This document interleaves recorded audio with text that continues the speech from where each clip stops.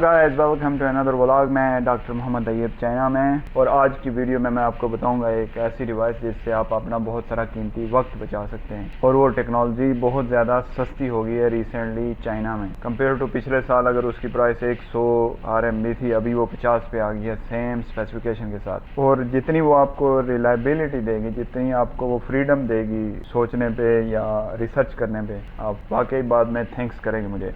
अगर आप मेरे चैनल पे नए हैं तो प्लीज़ चैनल को सब्सक्राइब कर लें, और अगर आपने सब्सक्राइब किया हुआ है तो इसको वीडियो को प्लीज़ कम से कम शेयर कर दें ताकि दूसरों का भी भला हो। चले वीडियो शुरू करते हैं। सबसे पहली बात कि आप यूज़ करते थे USB, ठीक है। तो मैं कहूँगा कि ये USB आप लेते हैं, लेट्स सपोज 64 GB की, 32 GB की। अगर आप नए नए चाइना में आए हैं, रिसर्च करेंगे, ओबियसली आपको ज़रूरत होगी, तो ये बिल्कुल ना लें, क्योंकि ये 40-50 RMB की आपको मिलेगी, 1000-2000 की। और इसकी जो स्पीड होती है वो आपको मिलेगी जस्ट 15 to 20 MB पर सेकेंड ट्रांसफर करते हुए, और फिर 60 to 65 GB है, जो कि बहुत कम है और स्पीड कम है। अब रिसेंटली मैंने मेरे लैपटॉप की SSD जो थी वो एक दिन गड़बड़ कर गई, तो मैंने नई बाई की, जबकि वो चल रही थी, तो उसको वो एक्स्ट्रा हो गई मेरे पास। तो फिर ये हुआ कि वो SSD मैंने यूज़ करनी थी, वो एक्स्ट्रा हो गई मेरे पास। तो मैंने उसको ये सोचा कि मैं चलो उसको यूँ करता हूँ कि यूज़ करने का तरीका यूज़ करता हूँ। तो पिंग 22 जो ऐप है उस पर आप लिखते हो SSD using directly with computer, तो वो जब चाइनीज़ में ट्रांसलेट होती है ना, तो वहाँ पे मुख्तलिफ डिवाइसेस आपको इस तरह की मिल जाती हैं।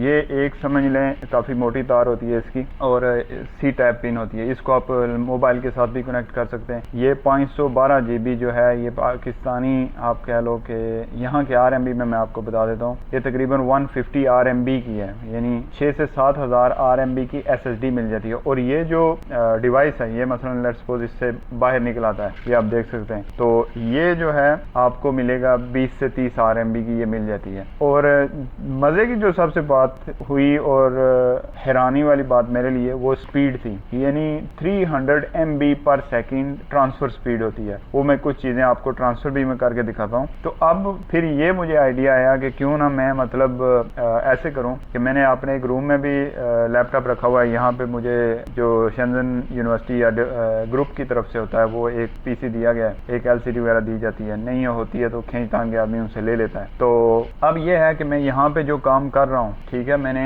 लैपटॉप दूसरा है मेरा जो रूम में है, उसको भी मैंने अपडेट या अपग्रेड रखना है। तो मैं सिर्फ अपने यहाँ से, मुझे लेट्स सपोज एक दफ़ा सारी डेस्कटॉप की फाइल्स जो यहाँ पे हैं, लेट्स सपोज ये मेरा कंप्यूटर है, तो इसके जितनी भी फाइल्स हैं वो मैंने एक दफ़ा इसमें कॉपी करना है। यहाँ से मैं जो भी काम किया है वहाँ पे अगर मैं जाके काम करना चाहता हूँ तो मैं पेस्ट करूँगा। तो पहली दफ़ा में भी आपको 30 सेकंड लग जाए वो डाटा कॉपी करते हुए, जिस पे आप वर्ड्स पे काम कर रहे होते हैं, वर्ड फाइल पे या PPTs पे। तो उसके बाद आपको जस्ट 1 या 2 सेकंड लगेंगे। लेट्स सपोज मैंने आज जितने भी वर्ड में काम किए इन फाइल्स पे, मैं ये जस्ट मार्कल कॉपी पेस्ट करूँगा, तो क्योंकि वो कहेगा कि इस तुम्हारी SSD में पहले ही फाइल्स मौजूद हैं, तो तुम जस्ट जो नई आज अपडेट किया है उस पे करना चाहते हो या यानी रिप्लेस करना चाहते हो, तो मैं सिर्फ वही ऑप्शन सेलेक्ट करूंगा कि मुझे सिर्फ जो आज अपडेट हुई है वो करो। तो वो जस्ट कुछ KB में होता है। लेट्स सपोज आपने आर्टिकल लिखा है, उसको थोड़ा इधर उधर किया है, या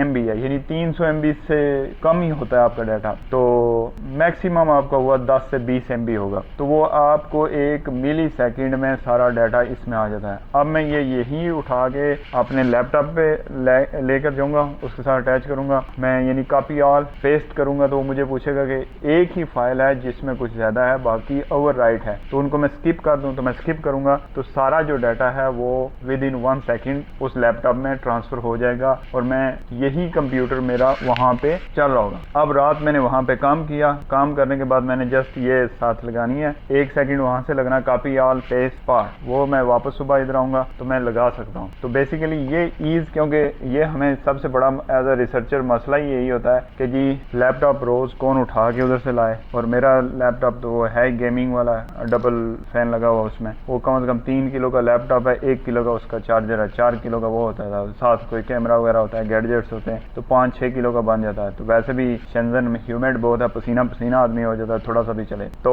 ये मेरे लिए काफ़ी बड़ा मसला था। तो ये जो टेक्नोलॉजी SSD की मैं बता रहा हूँ, मैं रिकमेंड करूँगा कि आप अगर चाइना में हैं, रिसर्च कर रहे हैं, और ओबियसली हमें हर रोज़ कंप्यूटर से वाह पड़ता है, किसी दोस्त से कुछ पेपर लेने हो, अपनी मैंने जैसे मैंने बताया था कोई चीज़ सॉफ्टवेयर सॉफ्टवेयर होता है उसमें जितने पेपर आप ज़्यादा डालेंगे उतना अच्छा होता है। रिसेंटली मेरी SSD एक जल गई थी कंप्यूटर में, तो अदरवाइज मेरे पास 6000 प्लस पेपर्स थे। जिस किसी दोस्त से भी हो, किसी दूसरी फील्ड का भी पेपर हो, वो बस आपने SSD लगानी है, कॉपी पेस्ट, उसके पास लेट्स सपोज 10 GB का डाटा है तो आप इसमें 512 GB में पेपर या कोई भी डाटा सेव कर सकता हूँ। जस्ट कुछ सेकंड लग रहे हैं। अगर आपके पास USB है तो ऑब्वियसली आपको आपका दोस्त भी पेपर देते या डाटा देते हुए जरा नाक मुंह चढ़ाएगा, क्योंकि मुश्किल होता है कि टाइम, ऑब्वियसली टाइम लगता है, उसका भी हम टाइम खाएंगे। तो बेस्ट रिकमेंडेशन है कि आप 150 से 200 RMB, तकरीबन 160-170 RMB आपके बनेंगे। 130-40 RMB की आपको 500 GB की 512 GB की SSD मिलेगी, ठीक है, स्ट्रिप जो NVMe, एक और बात NVMe की होती है वो लेंगे। और उसके बाद ये इसका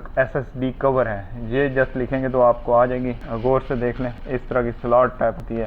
तो साइज भी इसका बहुत नॉर्मल सा होता है, जस्ट मेरे हाथ के हाथ तक। तो 300 MB पर सेकेंड होती है। तो मैं अब अगर बाज़ औक़ात मुझे कोई फाइल चाहिए तो मैं यही सारा इसके साथ लगा के मोबाइल के साथ मैं वहाँ से फाइल्स रीड कर सकता हूँ। किसी जगह लेके जाना तो लैपटॉप आपको लेकर जाने की ज़रूरत नहीं है। हाँ, आप किसी दोस्त के घर जा रहे हैं, 1-2 दिन रहना है तो लैपटॉप लेके जाने की ज़रूरत नहीं है। SSD सारा कॉपी पेस्ट किया, यही सब कुछ आपको वहाँ पे अवेलेबल हुआ, उसमें जो कुछ काम किया कॉपी पेस्ट किया इधर आ जाता। तो कंप्यूटर ये ऑलमोस्ट कंप्यूटर है। तो मतलब मैं ये बता रहा हूँ कि आप कितने तरीकों से इससे फ़ायदा ले सकते। तो अगर आप मास्टर्स या PhD या बैचलर करने आए और आपके पास गुंजाइश है तो USB आपने नहीं लेनी, ये नहीं लेनी, और सिर्फ आपने SSD लेनी है। और मैं कहता हूँ कि आप एक चीज़ होती है, आप वीडियो देख लेते हैं, एक होता है उसको अमली जामा पहनाएंगे तो वो आपको रियली चीज़ फील होगी। वीडियो देखने से आपकी ज़िंदगी चेंज नहीं होने वाली, ये आपको खरीदनी पड़ेगी। सो आई होप आपको ये वीडियो आज की पसंद आई होगी। और अगर आपको स्टिल कोई क्वेश्चन है, ये SSD है, बहुत से लोगों को नहीं पता होता। रिसेंटली हुआ यूं कि ये जो PC देते हैं, मैंने इनको कहा ये i5 8th जनरेशन का PC था। तो मैंने टीचर को कहा कि मैं PC लगाना चाहता हूं, तो वो कहती मुझे कि बहुत स्लो है। हमने कहा स्लो है तो तुम अगर ट्राई करना चाहते हो तो कर लो, यानी ये 5 साल पुरानी टेक्नोलॉजी है। तो अब क्योंकि कंप्यूटर की उनको सेंस नहीं थी या समझ नहीं थी, तो हुआ यूं कि मैंने वो ओपन किया तो मेरी छठी हिस्स कह रही थी कि उसने जब स्लो कहा ना तो बाहर उसके लिखा हुआ था i5 8th जनरेशन। मैंने कहा i5 8th जनरेशन का PC हो और वो स्लो हो, ये हो नहीं सकता। तो इसमें या तो रैम की प्रॉब्लम होगी और SSD नहीं होगी। तो जब मैंने चेक किया, उसको मैंने खोला तो इसमें रैम थी 4 GB और HDD लगी हुई थी। तो ओबियसली 4 GB से आज के दौर में 5 साल पहले भी नहीं चलने वाला था 4 GB से। तो मैंने फिर 300 RMB की मैंने रैम बाई की, 32 GB की, एक ही स्लॉट की ली और न्यू थी वो DDR4 की, वो बाई की। फिर मैंने, क्योंकि SSD जो 512 GB की थी वो मेरे पास ख़राब हो चुकी थी, यानी एक्स्ट्रा हो गई थी, तो वो मैंने एक इसमें लगाई, ठीक है।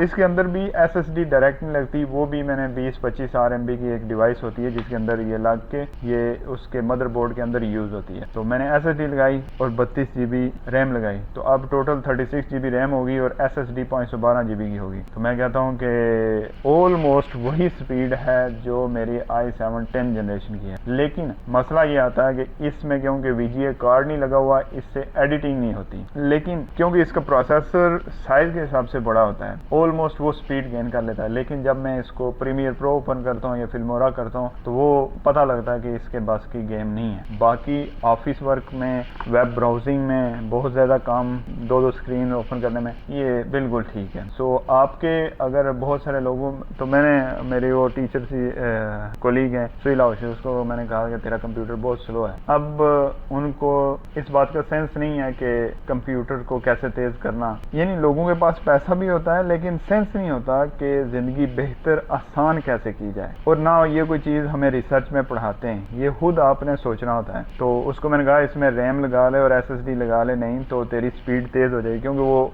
जब PPT खोलती है ना तो खोल के ना थोड़ी देर ऐसे रेस्ट करती है, इतनी देर वो लगा देता होता है, यानी 60-70 सेकंड लगते हैं उसके। तो जितनी बड़ी बड़ी मैं पीपीटीज बनाता होता हूँ और इस्तेमाल करता हूँ वो तो उसके कंप्यूटर में 4 मिनट में खुले। तो अल्लाह भला करे वो मेरा जो थंडरबोल्ट का लैपटॉप है वो बहुत बड़ी बड़ी पीपीटी मैंने हैंडल की, यानी 400 MB की, और फिर 400 MB की वर्ड फाइल, यानी उसी के अंदर मैं PDF फाइल डाल देता होता हूँ जब रेफरेंस लगाने होते हैं, जब कोई रिव्यू आर्टिकल लिख रहा होता हूँ। तो इंशाल्लाह मैं कोई नेक्स्ट वीडियो बनाऊंगा जिसमें रिव्यू आर्टिकल भी लिखना है, कैसे लिखना है तो वो भी मैं बताऊंगा स्टेप बाय स्टेप। तो उसको मैंने बताया, तो इवन बताया कि जिंदगी ऐसे आसान होती है, ये कर लो, ठीक है। तो वो उस पर विलिंग नहीं थी, शायद उसका मूड नहीं उस वक्त ठीक था। शाम के टाइम चाइनीज लोगों का मूड इतना ठीक नहीं होता, तो सुबह सुबह ये मसरूफ होते हैं। तो बहरहाल मकसद बताने का ये था कि आप लोग अपनी ज़िंदगी आसान करें, इस सहूलत से फ़ायदा उठाएं। सस्ती है, मेयारी है ये सहूलत। तो स्टिल अगर कोई SSD की बात समझ नहीं आई,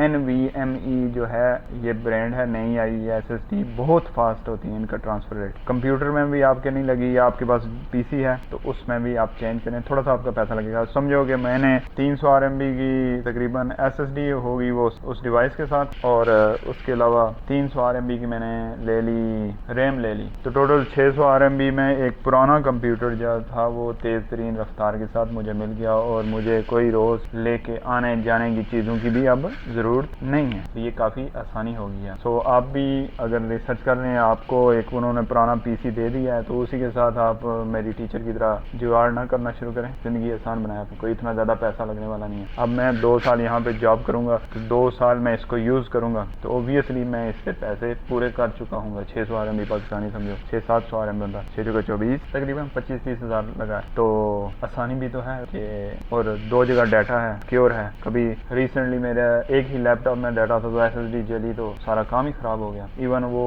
जो, हाँ एक और जो आप बाय करेंगे SSD वो चेंजेबल होती है, यानी वो ख़राब हुई, उन्होंने मुझे न्यू दी, लेकिन मैं डाटा रिकवर नहीं, SSD से डाटा रिकवर कभी नहीं होता। HDD से फिर भी डाटा रिकवर हो जाता है, लेकिन SSD से नहीं होता। सो उसका मुतबादल हाल ये है कि एज अ रिसर्चर आपने ये रखना है। तो मुझे बहुत अफसोस है कि वो मेरा 6000 पेपर मैंने PhD के दौरान से डाउनलोड किए हुए, इवन अभी भी एक दिन में हो जाते हैं, लेकिन यह है कि वो जो बहुत सारे दोस्त कोलीग्स उनके पेपर थे, तो आदमी को याद रहता है कि किस रिसर्च डायरेक्शन में वो काम करता था। तो कोई ज़रूरत पड़ जाए, कोई करैक्टराइजेशन करानी पड़ जाए, तो वो आदमी उनसे करवा सकता है।